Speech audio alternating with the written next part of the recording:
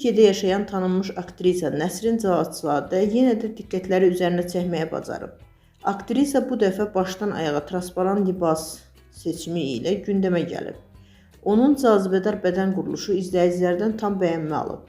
Sfera Az Ən habirə istinadən xəbər verir ki, son olaraq Sandıq Kokusu serialında rol alan Cavadzadə şəxsi həyatı ilə də medianın diqqət mərkəzindədir. Çəkiliş meydanında Pamir Pekin ilə eşq yaşayan Nəsrin Cavadzadə ilə münasibətlərini rəsmiləşdirmişdi. Lakin cütlüyün bu münasibəti uzun sürmədi.